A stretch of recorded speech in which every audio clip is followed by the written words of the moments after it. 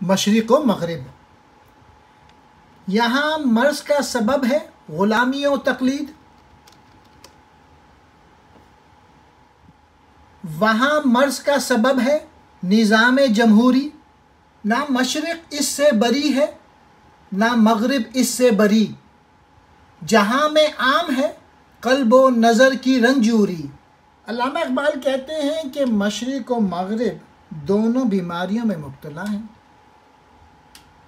इनसे लोगों की फलाह नहीं हो सकती। मशरिक़ की बीमारी यह है कि यहाँ की कौमें ग़ुलामी पे रज़ामंद हैं और ज़िंदगी के हर शोबे में अपने आकाओं की पैरवी कर रही हैं, और मग़रिब में एक ऐसा जमहूरी निज़ाम कायम है जहाँ खुदा की बादशाहत के बजाय बंदों की बादशाहत कायम कर दी गई है और इसका निज़ाम जमहूर रख दिया गया है, यह जमहूरियत रख, जिसका मतलब है बंदों की हुकूमत बंदों पर बंदों की तरफ से इंतखाब हुकूमत के ज़रिए।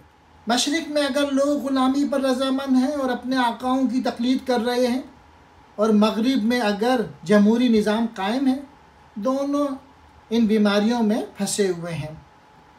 और इसकी वजह सिर्फ एक है, और वो ये कि दोनों ख़ित्ते के लोगों के दिल और नज़र बीमारी में मुब्तला हैं, और आज़ादी का सिर्फ एक ही तरीक़ा है, वो दिल और नज़र बेदार हो जाएं, तो दोनों ख़ित्तों की कौमों की बीमारियां दूर हो जाएंगी।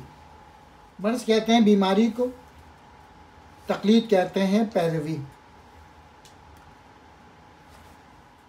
बरी कहते हैं निजात याफ्ता, क़ल्ब व नज़र की रंजूरी, दिल और नज़र की बीमारी।